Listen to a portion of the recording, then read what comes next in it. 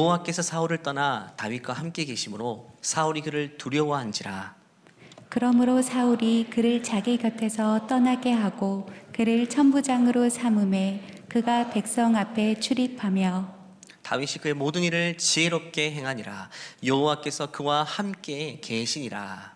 사울은 다윗이 크게 지혜롭고 형함 보고 그를 두려워하였으나 같이 읽겠습니다. 온 이스라엘과 유다는 다윗을 사랑하였으니 그가 자기들 앞에 출입하기 때문이었더라. 아멘. 아멘. 우리는 행복한 관계, 풍성한 축복이라는 주제로 말씀을 나누고 있습니다. 오늘은 한 인물의 관계도, 한 인물의 인생을 통해서 그것을 좀 구체적으로 살펴보기를 원합니다. 그 인물은 다윗입니다.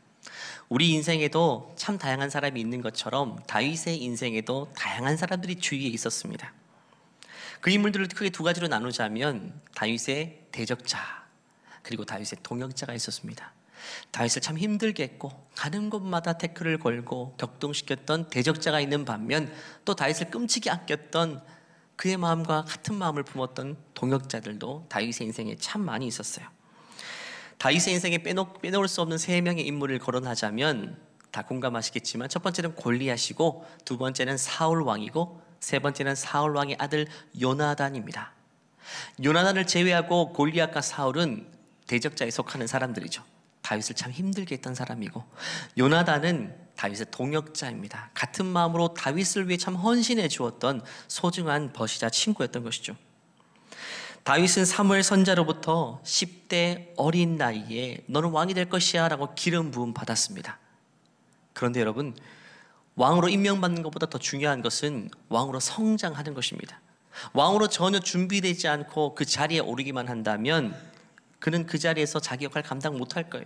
준비되지 않은 리더십이 얼마나 많은 사람들을 힘들게 합니까? 그렇기 때문에 왕으로 준비되는 과정이 필요합니다. 그 과정을 위해서 하나님이 그의 곁에 두신 인물들이 바로 사울 왕과 골리앗입니다. 특별히 힘들게 했던 사람들, 너무너무 힘들게 했고 인생의 걸림돌이라 할 만한 그 사람들로 인해서 다윗의 인생은 진정한 다윗으로 빚어져 갔던 것입니다. 그래서 그는 30살 나이에 어린 나이였지만 왕이 되었을 때 모든 것들이 다 준비되어지고 갖춘 상태에서 왕이 된 것이죠. 바로 이 세 명의 인물을 통해서입니다.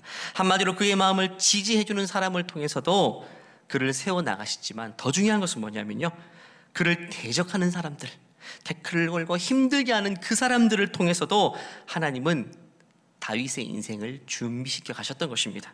우리 인생도 마찬가지입니다. 내 인생에 나를 지지해주는 사람도 있고, 내 마음 같은 마음 품어주는 사람도 있고, 어떤 유형은 나를 괴롭게 하는 사람도 있을 것입니다. 하지만 하나님은 그 모든 사람들을 통해서 나라는 한 사람들을 바로 세워가시고 온전히 연단시키시고 구비해 가신다는 사실을 반드시 기억해야 됩니다. 왜냐하면 모든 만남은 하나님의 섭리 안에 있고 하나님의 주권으로 이루어지는 것이기 때문입니다. 우리 다윗의 인생 가운데 먼저 골리앗을 한번 살펴볼까요? 맨 먼저 떠오르는 것이 골리앗이죠. 다윗에게 골리앗이란 존재는 결론만 말하자면 엄청나게 고마운 존재입니다. 골리앗이 없었다면 다윗은 역사의 전면에 등장할 수가 없었죠. 물론 싸우다가 죽을 뻔했지만 골리앗을 이기는 바람에 다윗은 사울의 눈에 띄어 왕국으로 옮겨간 것입니다. 매일 들판에서 홀로 양치는 생활만 하다가 골리앗 덕분에 다윗은 이제는 다른 인생을 살 수 있었던 것이죠. 우리 인생도 마찬가지입니다. 내 인생에 골리앗과 같은 커다란 난관이 찾아올 때가 있죠. 어떤 대상 인물일 수도 있고 어떤 환경일 수도 있습니다. 그런 상황을 반기는 사람은 없을 것입니다. 그것 때문에 내 인생이 이제 망했어 라고 대부분 생각할 것입니다. 하지만 이 골리앗을 극복해내고 뛰어넘게 되면 본격적으로 우리는 쓰임받게 돼요. 이것을 뛰어넘게 되면 우리 인생의 새로운 장이 열리게 되는 것입니다. 그런 차원에서 저와 여러분의 인생이 골리앗에 반드시 필요한 거죠. 우리 인생을 가로막고 있는 골리앗과 같은 큰 장벽, 우리 인생에 반드시 필요한 요소라는 사실이죠. 물론 지금 그 장벽 앞에 선 사람들은 너무너무 힘들고 답답하고 사방이 다 막힌 것 같은 위협 속에 살겠지만, 여러분, 오늘 다윗의 인생을 통해서 우리에게 주시는 교훈은 골리앗은 반드시 우리 인생에 필요하다라는 사실인 거죠. 그런데 골리앗과의 싸움의 현장에 본문을 자세히 살펴보면 골리앗만 다윗의 장벽은 아니었어요. 다윗의 편이라고 생각했던 다윗의 가족 중에 큰 형이었던 엘리압이 있죠. 엘리압은 그 당시 군 복무 중이었어요. 3명의 아들이 군 복무 중이어서 다윗의 아들은 다윗을 통해서 이제는 위로 방문을 하게 하고 곡식과 어떤 떡을 가지고 형들 찾아가라 해서 다윗을 보냅니다. 그때 마침 골리앗이 이스라엘들을 위협하면서 지금 하나님을 무시하고 있는 거예요.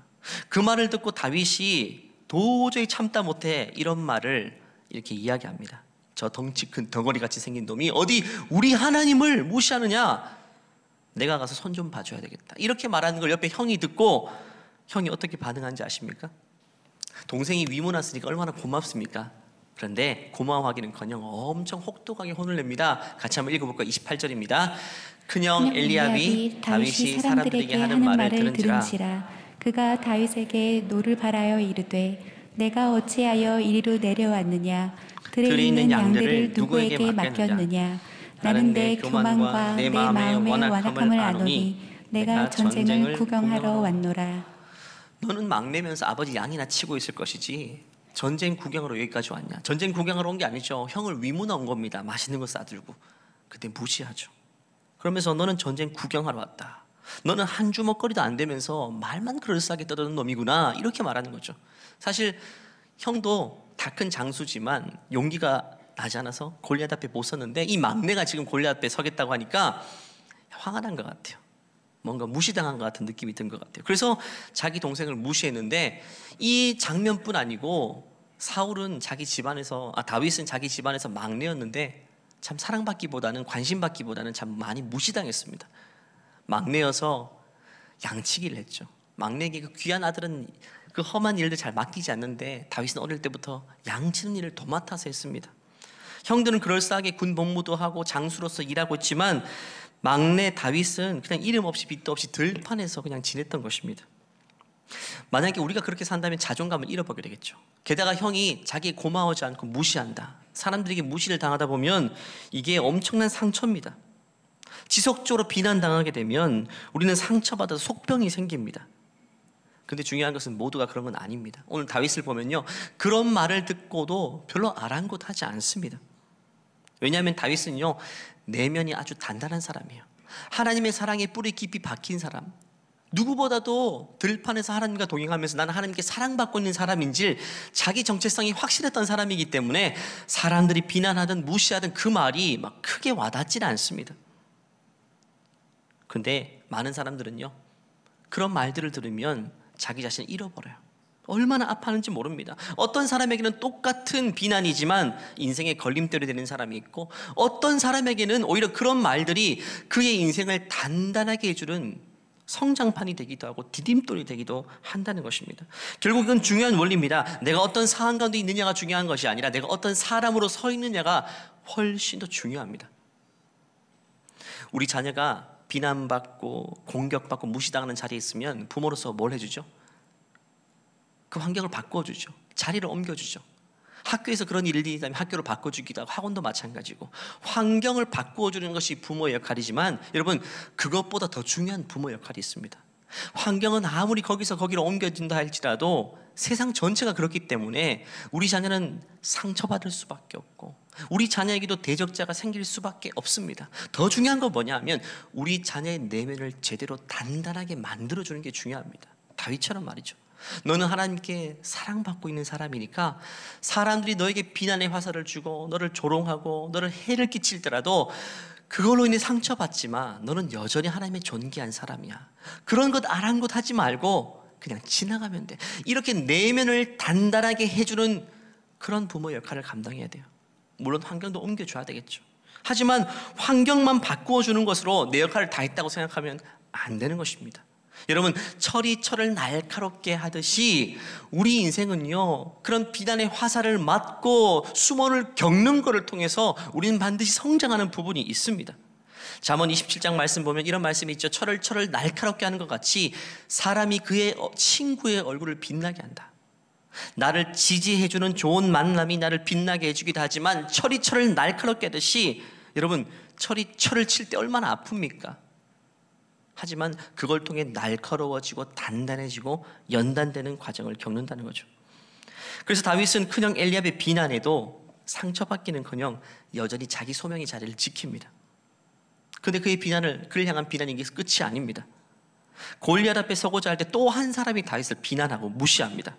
그도 다른 편이 아닌 내 편이에요. 누구죠? 바로 사울 왕입니다. 사울 왕이 그 소년 다윗을 향해서 무시하는 발언을 합니다. 사람들을 모아놓고 공개적으로 말입니다. 지금 다윗은 누구를 위해 싸우는 거죠? 하나님을 위해 싸우는 것이기도 하지만 왕을 대신해서 싸우는 거 아닙니까? 왕이 지금 용기를 못 내서 못 나가고 있기 때문에 다윗이 대신 나가는 거예요. 얼마나 고마운 존재입니까? 그럼에도 불구하고 이 사울 왕은 어린 소년 다윗을 무시하고 있습니다. 33절 말씀 볼까요? 같이 한번 읽겠습니다. 사울이 다윗에게 이르되 내가 가서 저 블레셋 사람과 싸울 수 없으리니 너는 소년, 소년이요 그는 어려서부터 용사임이니라. 비난받는 것보다 더 힘든 게 무시당하는 거예요. 저는 비난도 당해봤고 무시도 당해봤지만 이 무시당하는 건 정말 참기 힘들더라고요. 정말 악감정이 생기더라고요. 근데 다윗은 참 건강한 것 같아요. 이런 말을 듣고도 그 자리를 이탈하지 않습니다. 나 같으면 화가 나가지고 너희들끼리 잘 해먹어라. 너희들 중에 누가 용기 내서 다윗 골리앗 앞에 서봐 하면서 자기는 집으로 돌아갈 것 같아요. 나 같으면 그럴 것 같아요. 그렇게 비난받고 무시당하는데 굳이 나를 희생하면서까지 그 자리를 갈 필요가 없지 않습니까? 그런데 다윗은 자기 소명의 자리를 지킵니다. 자기 역할을 묵묵히 해냅니다. 우리 믿음의 가장 되신 많은 분들이 세상에서 고군분투하면서 가정을 먹여 살리시죠. 많은 엄마 아빠들이 그렇죠. 그런데 정작 내 사람이라고 생각하는 내 아내도, 내 남편도, 때로는 내 자녀들도 몰라줄 때가 많죠. 집에 들어가도 눈도 한번 안 마주치고 나는 지금 너를 위해서 이 새끼 희생하고 돌아오는데 지지하지 않고 인정하지 않고 무시당하는 기분 들면 내가 이걸 왜 해야 되나라고 생각할 때가 있죠. 하지만 하나님의 사람들은 그럼에도 불구하고 자기 자리를 묵묵히 지켜낸다는 게 중요합니다. 오늘 다윗이 그랬던 것처럼 여러분이 얼마나 노력하는가, 여러분이 얼마나 가치 있는가 누가 인정해주지 않더라도 오히려 반대로 무시할지라도 그 자리를 이탈하지 마시고 그 자리를 끝까지 지켜낼 수 있는 소명의 사람들 되시기를 간절히 바랍니다. 이처럼 다윗은 형 엘리압으로부터 무시를 당했고 사울 왕으로부터 무시를 당하고 또 골리앗 앞에 섰어요. 골리앗이 또 얼마나 무시하는지 몰라요. 그럼에도 불구하고 그는 자기 소명의 자리를 지키고 묵묵히 그 길을 갔던 것이죠. 그 결과 그는 골리앗을 무너뜨리게 되고 그때부터 그의 인생은 역사의 전면에 서게 됩니다. 우리 사랑하는 성도님 여러분, 우리 인생에 우리의 대적자들이 늘 있지만 그들로 인해서 여러분의 삶이 멈추어지지 않게 되기를 바랍니다. 오히려 그들의 비난과 공격으로 인해서 이 다윗처럼 더 단단해지고 연단이 되어서 더 굽이되게 되는 그 은혜가 저와 여러분에게 있게 되기를 바랍니다. 다윗이 이제 골리앗을 죽이고 이스라엘을 위기에서 구해냈습니다. 왕의 입장에서 되게 고맙죠. 그래서 다윗에게 너 이제 목동 그만두고 양치기 그만두고 이제는 왕궁으로 와라고 콜합니다. 그래서 왕궁으로 가서 수금을 타는 일을 해요.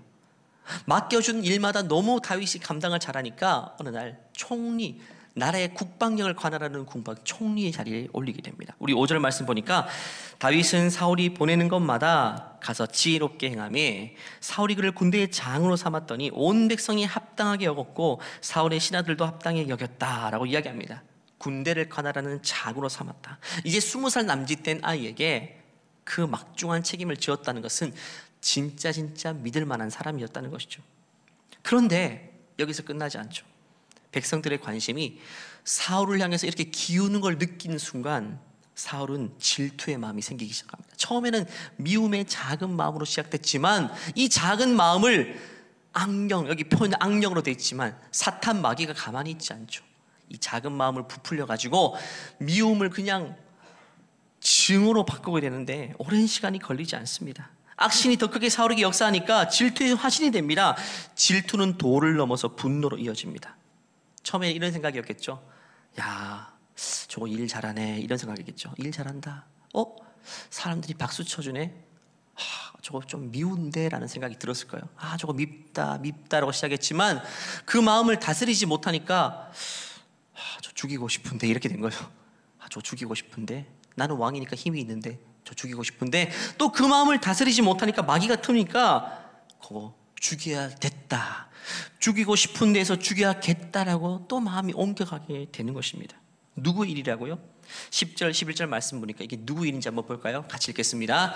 그 이튿날 하나님께서 부리시는 악령이 사울에게 힘있게 내리매 그가 집안에서 정신없이 떠들어대므로 다윗이 평일과 같이 손으로 수금을 타는데 그때 사울의 손에 창이 있는지라 그가 스스로 이르기를 내가 다윗을 벽에 박으리라 하고 사울이 그 창을 던졌으나 다윗이 그의 앞에서 2번 피하였더라. 진짜 죽이려고 창을 던졌는데 하나님이 보호하시니까 그걸 2번이나 피해냈어요. 진짜 죽이겠다는 결심입니다. 생각해보면 진짜 고마운 존재죠. 다윗 하나 잘 세워두면 그의 오른팔 역할 제대로 해서 사울이 이제 좀 쉬더라도 나라가 잘 운영될 텐데 그런 거 생각하지 못하고 미운 마음은요, 합리적인 판단과 생각, 이성을 다 마비시켜버립니다. 객관적인 사실 평가가 안 됩니다. 엉뚱한 결론을 내리게 만들어요. 사람에게는 이 미움의 마음이요, 얼마나 마귀가 부추기는지 어디까지 이어질지 모릅니다. 마귀는요, 한때 죽도록 사랑했던 그 사람을 죽이고 싶은 원수로 만드는 것, 이게 마귀의 특기입니다. 한때는 그 사람 없이 못 살 것 같아요. 근데 이제는 그 사람이 살아있으면 내가 못 살 것 같은 증오의 마음으로 180도 돌려내는데 오랜 시간이 걸리지 않습니다. 누구의 일이라고요? 마귀의 일입니다. 마귀는 이게 주특기입니다. 이미 수천 년 동안 아담으로부터 지금까지 쉬지 않고 이 일을 전문적으로 하는 존재이기 때문에 전문가입니다, 여러분. 실수하지 않고 치밀하게 일을 행합니다. 그렇기 때문에 우리 안에 있는 미움의 감정을 잘 다스려내는 게 얼마나 중요한지 모릅니다. 최근 보면 살인사건의 많은 부분 원인이 뭐죠? 모르는 사람 잘 죽이지 않습니다. 치정관계죠. 치정관계가 뭐죠? 한때 사랑했던 사람이었던 거예요. 사랑했던 사람, 그를 죽이게 될 때까지는 그 과정에서 얼마나 악한 악령이 강하게 작동했을까요, 여러분? 오랜 시간이 걸리지 않습니다. 사울은 창을 2번 던져 다윗을 죽이려고 하죠. 다윗은 그것을 가까스로 피합니다. 그리고 사울은 정신을 또 차립니다. 내가 실수했구나. 내가 이렇게 사람을 죽이려는, 내가 뭔가 씨인 것 같아. 이런 정신을 차리는가 싶어가지고 그때 안 되겠다 싶어서 다윗을 저 멀리 보냅니다. 왜? 눈에 띄지 않으면 질투와 증오에서 벗어날 줄 알았어요. 그래서 멀리 천부장 직임을 주고 군대 장관의 자리를 통해 멀리 보내게 되죠. 전투 현장에. 근데 여러분, 미움의 감정에 안전거리가 있습니까, 여러분? 거리를 띄운다고 이 마음이 해결됩니까? 아니죠. 지구 반대편에 갖다 놓아도 미운 사람은 미운 사람이에요. 내 마음을 다스려야지 환경을 바꾼다고 그렇게 되는 것은 아닙니다. 메시지 성경 번역으로 13절부터 16절까지 한번 읽어볼까요? 같이 읽겠습니다. 사울은 다윗을 멀리 보내어 작은 부대의 지휘관으로 임명하였습니다. 그리하여 다윗은 작은 부대를 이끌고 싸움터에 나갔습니다. 여호와께서 다윗과 함께 하셨기 때문에 나가 싸울 때마다 승리하였습니다. 사울은 다윗이 크게 승리하는 것을 보고 점점 더 다윗을 두려워했습니다. 그러나 이스라엘과 유다의 모든 백성들은 다윗을 사랑하였습니다. 왜냐하면 다윗이 군대를 이끌고 전쟁을 할 때마다 모두 승리하였기 때문입니다. 자기가 군대 장관의 자리를 맡기고 천부장의 자리를 맡기고 전장에 보내서 승리했어요. 그럼 기뻐할 일입니까? 슬픈 일입니까? 기뻐할 일이죠. 우리나라 전쟁에 승리한 거기 때문에. 근데 지금 왕인 사울은 다윗이 승승장구할 때마다 두려웠다라고 이야기합니다. 자기 나라가 이기고 있는데 두려웠대요. 근데 백성들의 반응은 어떻게 되죠? 다윗이 승승장구할 때마다 그를 사랑했다라고 이야기합니다. 지금 백성들의 반응이 옳은 반응입니까? 사울 왕의 반응이 옳은 판단이에요. 백성들이 지금 옳은 반응인 거죠. 근데 유독 사울 왕은 이상한 반응을 합니다. 반대로 반응합니다. 자기 장수가 군대에서 이기면 좋아해요. 기뻐야 되는데 혼자서 근심하고 혼자서 두려움에 사로잡히게 되었다. 여러분, 악한 영이 존재합니까? 존재하지 않습니까? 이런 것만 봐도 악한 영혼이 존재합니다. 사탄 마귀가 활동하고 있는 거예요. 비이성적이고 정말 말도 안 되는 감정을 품게 되는 것입니다. 사울의 모습을 보면 다윗을 죽이려는 시도를 셀 수 없이 많이 하는데 그것이 숲으로 돌아갈 때마다 순간 악한 영혼이 떠나가서 정신을 차립니다. 안 돼. 다윗은 좋은 사람인데 내가 왜 죽이려 했지? 안 돼, 안 돼. 이러면 안 되는데라고 스스로 잠깐 마음을 정리하는데 머지않아서 또 어떤 사건 때문에 빌미가 되어서 또 질투해서 또 죽이려고 합니다. 이게 반복된다는 거예요. 누구의 짓이라고요? 마귀의 짓입니다. 결국 질투와 저주와 분노, 용서하지 못한 마음은요, 누그러뜨리고 이게 덮어둔다고 되는 게 아닌 거예요. 잠깐 덮어놔도 이게 언제 튈지 몰라요. 여러분, 방 안에 가스가 가득합니다. 그러면 어떻게 됩니까? 라이터 하나 스파크 잘못 탁 불 붙이면 폭발하죠. 그걸 해결하기 위해서는 문을 다 열고 환기를 시키고 완전 공기를 빼내는 수밖에 없어요. 지금 사울은 마음은요, 가스로 가득합니다. 언제 어떤 불씨를 통해 증오의 마음이 폭발할지 몰라요. 누구를 통해 어떤 상황을 통해 그 스파크가 튈지 모르는 위험천만한 상황인 것입니다. 혹이나 여러분 마음 가운데 누구를 막 미워하고 용서하지 못하고 막 증오하는 마음이 뭔가 사무치고 이걸 해결하지 않고 그냥 가만히 덮어두고 있다면 그것은 안 돼요, 여러분. 완전히 용서하고 축복으로 뒤집어 놓지 않으면, 문을 다 열고 환기시켜 놓지 않으면 그것이 어떤 계기로 폭발하게 될지 모른다는 사실입니다. 지금 사울은요, 그러지 못하고 있어요. 마음에 덮어두고 있어요, 조용히. 그러니까 또 불똥이 튀어요. 또 죽여야 됐다 생각이 들고, 어떻게 죽이냐면요, 이제는 딸까지 사용합니다. 정말 몹쓸 아버지죠. 딸까지 내걸고 다윗을 전장에 보내서 죽게 만드는 거죠. 17절 말씀 한번 같이 읽어볼까요? 시작. 사울이 다윗에게 이르되 내 맏딸 메랍을 내게 아내로 주리니 오직 너는 나를 위하여 용기를 내어 여호와의 싸움을 싸우라 하니 이는 그가 생각하기를 내 손을 그에게 대지 않고 블레셋 사람들의 손을 그에게 대게 하리라 함이라. 참 마귀의 일은 교묘합니다. 자꾸 진화해요. 사울은요, 처음에는 그냥 창 던져서 죽이려 했지만 그 방법이 더 치밀하고 악랄해집니다. 이제는 여론과 시선을 고려해서 자기 손에 피 묻히지 않고 전쟁터에 내보내서 자기 책임을 면피하려는 거죠. 전쟁터에 불가피하게 스스로 죽게 만드는 거죠. 사탄은요, 한 사람에게 복수하고 괴롭히고 공격하는데 그 방식이 얼마나 디테일하고 세부적인지 모릅니다. 놀라운 사실은 뭔지 아십니까? 지금 이렇게 다윗이 당했잖아요. 그럼 다윗이 나중에 왕이 되죠. 왕이 돼서 밧세바라는 여인에 완전히 그냥 눈이 팔려버리죠. 그래서 밧세바의 남편이 누구죠? 우리야 장군. 요 장군을 요걸 제거하기 위해서 어떤 방식을 사용하죠? 자기가 지금 당하는 그 방식 그대로 사용합니다. 그 우리야 장군은 한창 치열한 전쟁터에 보내서 스스로 죽음을 맞이하게 하는 것. 마귀의 일입니다, 여러분. 사람의 머리에서 나온 게 아니에요. 다윗은 자기가 당한 그 방식으로 나중에 누군가를 똑같이 괴롭게 해요. 마귀는 그렇습니다. 우리도 마찬가지 아닙니까? 누구에게 혹독하게 당했어요. 너무너무 힘들어요.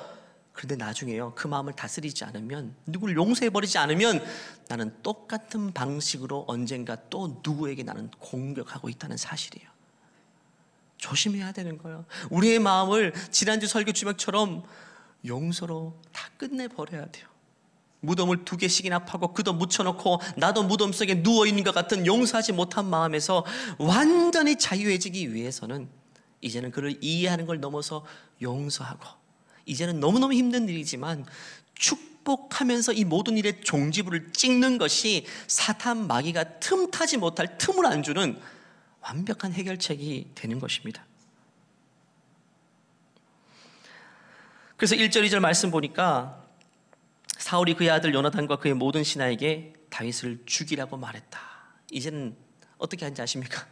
교묘히 죽이는 것도 실패로 돌아갑니다. 왜? 다윗이 전쟁을 너무 잘해요.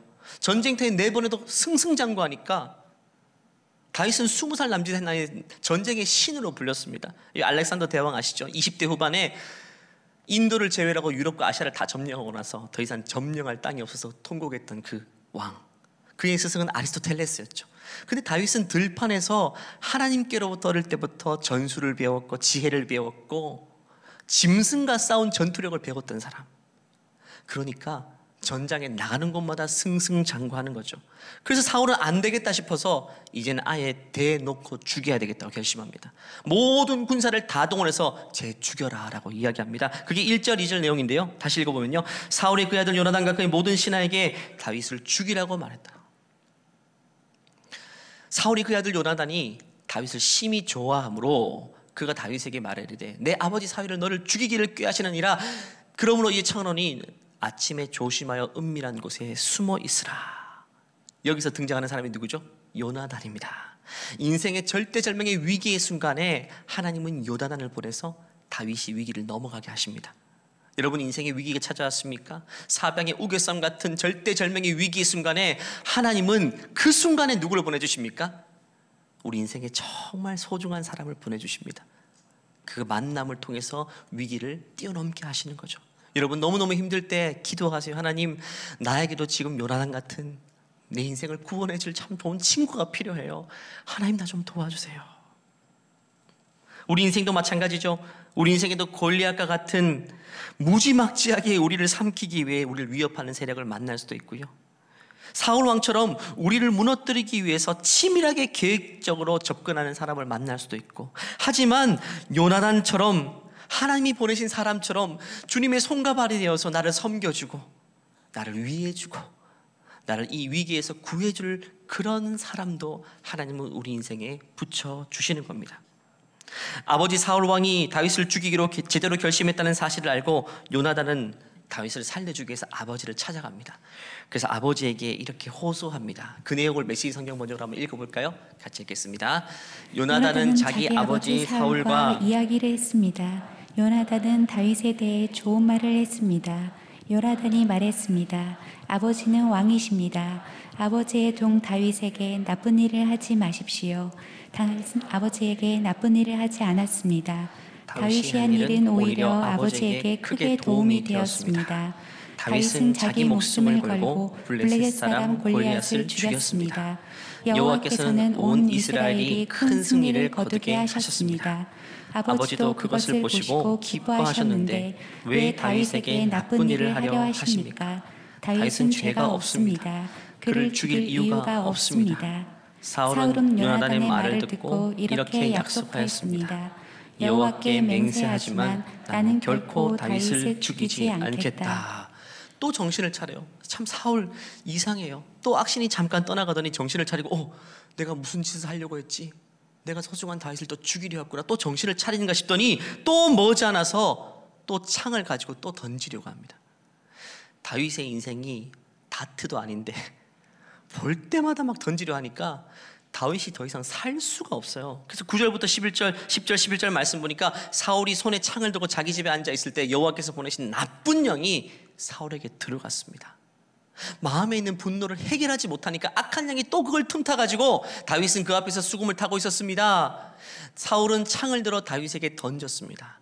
그러나 다윗은 몸을 피하여 다치지 않았고 사울의 창은 벽에 박혔습니다. 다윗은 그날 밤에 사울에게서 도망쳤습니다. 사울은 다윗의 집으로 사람을 보내요. 집 밖에 지키고 있다가 아침에 다윗을 죽이라고 했습니다.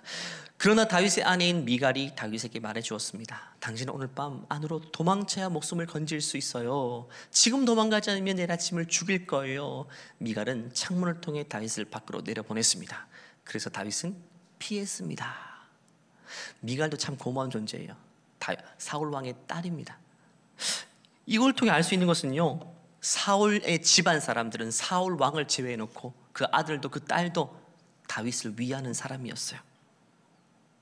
요나단과 미갈은 다윗을 살려주기 위해서 자기 목숨까지 바쳤습니다. 그런데 이것이 참 흔한 상황은 아니지 않습니까? 참 아이러니합니다. 다윗은 자기 집안 사람들에게는 인정받지 못했죠. 늘 무시당했죠. 그런데 원수의 집안에 있는 요나단과 미갈에게는 인정받았단 말이에요. 이걸 통해 우리 뭘 알 수 있죠? 우리 인생에 누가 내 동역자가 될지, 누가 내 대적자가 될지 환경과 여건만으로는 절대로 이해할 수가 없어요. 내가 기대했던 그 사람이 나의 대적자가 될 수도 있고, 내가 별로 중요하지 않게 생각했던 그 사람이 내 인생에 정말 소중한 동역자가 되어주기도 합니다. 그렇기 때문에 우리는 모든 관계에 열려 있어야 돼요. 모든 관계에 이런 기대감이 있어야 되는 것입니다. 요나단 입장에서 생각해 보자면, 요나단은 이제 장자이기 때문에 사울 왕에 이어서 왕의 계보를 이어갈 사람입니다. 근데 다윗 왕은 다윗의 등장만으로 자기 자리에 위협을 받잖아요. 그렇기 때문에 아버지가 말하지 않아도 이 요나단 입장에서 다윗을 경계해야 되고 다윗을 죽여야 돼요. 그 일에 앞장서야 되는데 요나단을 그를 제할 생각보다 다윗을 구할 생각만 하고 있어요. 무엇 때문일까요? 아버지가 부정했던 것은 그 아들은 인정하고 있었어요. 뭘까요? 어린 다윗이 왕이 될 것으로 기름 부음 받았다는 사실을 사울 왕은 계속 부정하고 있어요. 알면서도 부정해서 자기 아들에게 왕위를 물려주려 하고 있고, 그 아들 요나단은 그것을 인정하고 내가 물려받아야 될 자리가 아니라 이 다윗이 세워져야 될 자리구나. 요나단이 위대했던 것은요, 그냥 다윗을 좋아했다 이게 중요한 것이 아니라 그는 하나님의 뜻이 이루어지는 것들을 돕는 자였어요. 여러분, 이것이 우정이고 친구입니다. 상대를 향한 하나님의 선하신 뜻이 이루어지도록 돕는 것이 진짜 우정입니다. 그가 잘 되든 잘못되든 옳은 판단을 하든 나쁜 판단을 하든 그냥 지지해 주는 것은 좋은 친구가 아닙니다. 그냥 편하게 수다 떨 수 있고 커피 마시면서 이야기할 수 있는 친근한 사람이 좋은 친구는 아닙니다. 내가 누구를 욕해도 함께 욕해주고 내가 나쁜 판단과 선택을 해도 함께 지지해 줄 수 있는 사람이 좋은 친구가 아닙니다. 진짜 좋은 친구는요, 내가 하나님의 뜻에 설 수 있도록 그 길을 지지해주고 그 길을 협조해주고 그 길을 격려해 줄 수 있는 사람, 그 요나단 같은 사람이 진짜 좋은 친구인 것이죠. 여러분, 세상 사람들이 교제하는 관계의 문제점이 무엇입니까? 내가 옳은 판단을 하든 나쁜 판단을 하든 무작정 지지해주면 좋은 친구이고, 옳은 충고를 해주는 사람은 나를 위하는 사람이 아니라고 오판할 수가 있죠. 하지만 우리는 중요한 것을 깨달아야 됩니다. 요나단은 그런 친구가 아니었습니다. 하나님의 뜻이 그에게 설 수 있도록 적극적으로 협조했던 것이죠. 여러분에게는 무작정 맹목적으로 여러분을 지지해주는 그런 친구들만 있는 것은 혹시 아닙니까? 여러분 주위에 있는 다 그 사람들이 그냥 박수 쳐주고 지지해주고 너 잘했어 잘했어 이런 사람들만 있는 것은 아닙니까? 그런 사람들은 장담하지만 한순간에 돌아설 수 있는 사람들이에요. 진짜 그렇습니다. 한순간에 돌아설 수 있는 사람들입니다. 하지만 진짜 우정과 진짜 동역자, 진짜 친구는 나를 향해 기도해주고 내 인생이 주님의 뜻 안에 잘 머물러 있도록 돕는 그 동역자가 진짜 좋은 동역자인 거죠. 그런데 그런 친구는 언제 만날 수 있다고요? 평시가 아닌 전시시기에 만날 수 있어요. 내 인생이 풍전등화의 위기 가운데 있을 때에 하나님이 다윗에게 요나단을 붙여준 것처럼 우리 인생에도 그런 신실한 동역자를 붙여주고 있는 것입니다. 여러분, 지금 인생이 힘들 때입니까? 어려울 때입니까? 사업과 여러 가지 문제, 관계의 문제, 정서적으로 힘들 때입니까? 이럴 때 하나님은 여러분에게 소중한 동역자를 붙여주십니다. 어쩌면 멀리서 찾을 필요가 없어요. 하나님 멀리 좋은 사람 보내지 않습니다. 이미 우리 가운데, 우리 관계도 가운데 그런 사람이 있을 수 있어요. 지난주 설교 주제가 바로 그것이었죠. 내 사랑방 식구들 가운데, 사랑방 목자, 선교의 식구들 가운데에 하나님이 이미 우리에게 주신 동역자가 있음에도 불구하고 내가 그분과 좋은 관계를 맺지 못했기 때문에 요나단 같은 좋은 우정을 나누지 못하고 있는 것은 아닙니까? 다윗과 요나단은요 20살 이상 차이가 납니다. 동양 문화권에서는요 20살 이상 차이가 좋은 우정을 나누기 쉽지 않죠. 하지만 서구 사회는 나이와 상관없습니다. 다 좋은 친구가 될 수 있죠. 우리 지구촌 주의 몸된 교회 안에서도 나이를 초월하고 성별을 초월하고 연령을 초월하고 뭐 특징과 배경과 기질을 다 초월해서 다윗과 요나단 같은 서로가 서로에게 하나님의 뜻이 서도록 지지해주고 기도할 수 있는 좋은 동역의 관계가 아름답게 설 수 있도록 하나님의 축복해 주시기를 간절히 바랍니다. 말씀을 마무리하겠습니다. 다윗이 도망자의 세월을 10년 이상 보내고 있을 어느 때입니다. 블레셋과의 전쟁에서 소식이 날아옵니다. 사울 왕과 그 아들 요나단이 같은 날 전사했다는 소식을 듣습니다. 이 소식을 듣고 엄청 슬펐겠죠. 왜? 절친인 요나단이 죽었으니까. 하지만 그의 대적이었던 사울이 죽었다는 소식이 얼마나 반가웠겠습니까? 원수가 죽었죠. 이제 나에게 창을 던질 사람이 없어요. 자유해졌습니다. 10년 만에 자유를 찾았습니다. 얼마나 기쁜 일입니까? 그런데 사울이 죽었다는 소식을 듣고 다윗의 반응을 한번 볼까요? 마지막으로 1장 사무엘하 1장 12절 읽어볼까요? 같이 읽겠습니다. 사울과 그의 아들 요나단과 여호와의 백성과 이스라엘 족속이 칼의 죽음으로 말미암아 저녁 때까지 슬퍼하여 울며 금식하니라. 다윗은 그 소식을 듣고 옷을 찢고 마음을 찢고 식음을 전폐하고 깊은 슬픔에 잠겼습니다. 이유가 무엇일까요? 원수가 죽었는데 이유가 뭘까요? 이런 생각을 했을 것 같아요. 내 인생 20대 나이, 10대 후반 때부터 20대 전체가 내 인생에서 나와 동행하면서 결국 나를 괴롭혀왔지만 결국 그 때문에, 그 사울이란 존재 때문에 내가 지금 이렇게 성숙해졌고 내가 이렇게 강해졌고, 왜? 그가 늘 험한 전쟁터에 다 내보냈기 때문에 수많은 전쟁 경험을 통해 내가 이렇게 강해졌고 내가 이렇게 성장했다는 사실을 그제서야 깨닫게 된 것이죠. 야, 사울은 내 인생의 대적이 아니었고 내 인생에 진짜 필요했던 존재이구나.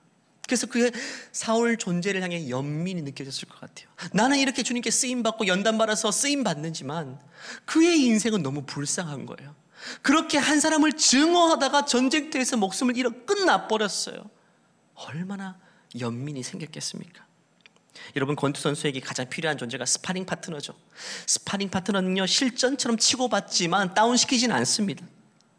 사울이 그런 존재였어요. 내 인생을 치고받고 싸워 주었지만 하나님이 그의 다윗의 생명을 보호하셨기 때문에 다윗의 목숨을 앗아갈 수는 없어요. 정말 죽일 것 같이 달려들었지만 죽음 가까이까지 몰아쳐서 다윗의 영적인 폐활량을 늘어줬고 영적 전투력을 상승시켜주는 스파링 파트너 같은 역할을 사울이 감당했지만 이제는 그렇게 살다가 사울은 가버렸다는 거죠. 자기는 이렇게 준비되어서 연단되어서 왕이 될 것이지만, 이제 쓰임받게 될 것이지만, 이 사울이란 존재는 나를 괴롭히는 것이 자기 인생의 소명인 것처럼 살다가 회심하지 못하고 가버렸다. 얼마나 불쌍했겠어요. 여러분, 다윗의 인생에 요나단이 제일 중요한 사람이 아니었던 거예요. 누굽니까? 사울 왕이 다윗 인생에 제일 소중했던 사람이에요. 결국 다윗은요, 30살 때부터 성장이 멈춥니다. 왜? 그의 대적 사울 왕이 죽었기 때문에. 그를 연단시켜줄 사람이 없어요. 왕의 자리에 올라버렸기 때문에. 그때부터 성장이 이렇게 멈춥니다. 여러분 인생에 대적자가 있습니까? 괴롭히는 사람이 있어요? 힘들게 하는 사람이 있습니까? 그 때문에 지금 여러분이 성장하고 있습니다. 그런 사람이 주위에 없습니까? 여러분은 성장이 멈추어버린 상태입니다. 대적자가 생기고 나를 반대하는 사람이 생기고 그 사람 때문에 밤잠 설치고 힘들다면 지금 그 과정을 통해 여러분 굉장히 연단받고 있고 굉장히 성장하고 있다는 사실을 기억하시고, 이제는 그 대상을 향해서 증오하고 미워하고 복수를 결심하기보다는 연민을 느끼시기 바랍니다. 나는 하나님의 자녀에게 이렇게 쓰임받고 있지만 마치 그는 나를 넘어뜨리는 것이 인생의 목적인 것처럼 달려드는데 얼마나 불쌍한 존재입니까? 그렇게 살다가 그렇게 떠나버릴 존재이기 때문에 그를 향해서 이제는 우리는 연민을 느껴야 되는 거죠. 이제 명절이 다가오죠. 명절에 여러분 사울과 같은 사람을 만날 수도 있죠. 여러분 집안 사람이 그런 사람일 수 있어요. 시집 갈 때부터 지금까지 일관적으로 나를 힘들게 했던, 무시했던 사람들. 하지만 이제는 세월이 좀 지났다면 오늘 본문을 통해 다윗과 사울의 관계도를 통해서 이제는 나를 힘들게 하는 그 대상을 향해서 내 마음의 태도가 좀 달라지길 바랍니다. 증오를 넘어서 연민을 느끼고, 이제는 마음에 담아두고 덮어두는 것이 아니라 이제는 이해하고 용서하고 그걸 넘어 축복함을 통해서 그 관계도에 종지부를 찍을 수 있는, 마귀가 틈을 틀 수 있는 틈조차 주지 않는 저와 여러분 되시기를 간절히 축원합니다. 함께 기도하겠습니다. 이 시간 기도할 때 여러분의 인생에 요나단 같은 소중한 지체들을 달라고 기도했으면 좋겠어요. 하나님, 내가 누군가의 요나단 같은 친구가 되어줄 수 있게 도우시고, 내 인생이 힘들 때 하나님 그런 영혼들을 붙여주셔서 좋은 아름다운 동역의 관계 가운데 들어갈 수 있도록 도와주시옵소서. 이게 첫 번째 기도이고요. 두 번째는 하나님, 나를 대적하고 나를 힘들게 하는 사람, 이제는 그들을 다르게 보기를 원합니다. 그들을 향해서 하나님의 마음을 품게 도와주시고 연민의 마음을 품게 도와주시고 이제는 용서를 넘어 축복할 수 있도록 하나님 아버지여, 이 나쁜 관계에 종지부를 찍을 수 있도록 도와주시옵소서. 사울은 그렇게 살다가 가버렸지만 나를 핍박하는 그 사람은 회심하고 변화받아서 그와 나의 관계가 회복될 수 있도록 주님 은혜를 베풀어달라고 주여 한번 외치고 기도하시겠습니다. 주여 도와주시옵소서. 하나님 아버지, 우리 인생을 우리 힘들게 한 사람들 우리 인생을 쫓아다니면서 내 마음과 나의 노력에 했던 하나님 아버지 존재가 있습니다. 정말 나를 너무너무 무시하는 사람들, 하나님 나도 무시해주고 싶고 미워하고 싶지만 똑같은 방식으로 상대하지 않게 도와주시고, 다윗이 사울을 향해서 일관으로 반응했던 것처럼 하나님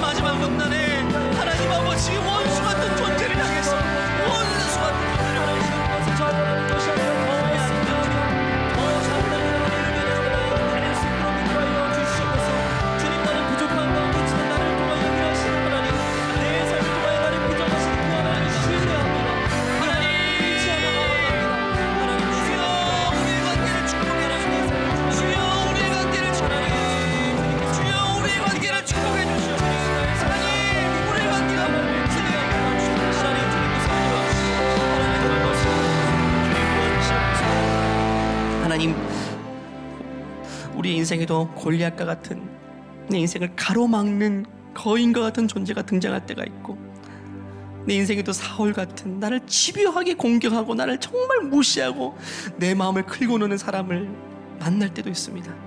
하나님, 하지만 다윗이 원수의 죽음 앞에서 눈물을 흘린 것처럼 우리도 이제 나를 공격하는 대상을 향해서 연민을 느끼고 연민을 넘어서 이제는 그 영혼을 한 하나님의 마음을 품을 수 있도록 우리의 마음의 변화를 허락하여 주시옵소서. 사울 인생을 통해서 다윗을 연단시킨 것처럼 많은 대적자를 통해서 우리의 인생을 더 단단하게 만들어 주실 줄 믿습니다. 나와 우리의 모든 자녀들의 인생에도 대적자가 끊임없이 나타나겠지만 그 모든 과정들을 통해서 우리의 인생, 우리 자녀들의 인생이 연단받는 과정 될 수 있도록 은혜를 베풀어 주시옵소서. 주님께 감사하며 거룩하신 예수님의 이름으로 기도하옵나이다. 아멘. 우리 모든 관계를 통해서 우리를 세워가실 주님께 큰 영광의 박수 올려드리겠습니다. 하나님 감사합니다. 모든 만남을 주권하에 섭리해 주셔서 감사합니다. 주님, 우리 다 같이 나셔서 이 찬송의 고백으로 예배를 마치겠습니다. 내게 허락하신 시련을 통해 나의 믿음 더욱 강하게 자라나고 험한 산과 골짜기 지나는 동안 주께 더 가까이 나를 이끄시네. 내가 겪는 시험이 어렵고 힘겨워도 내 주님보다 크지 않네.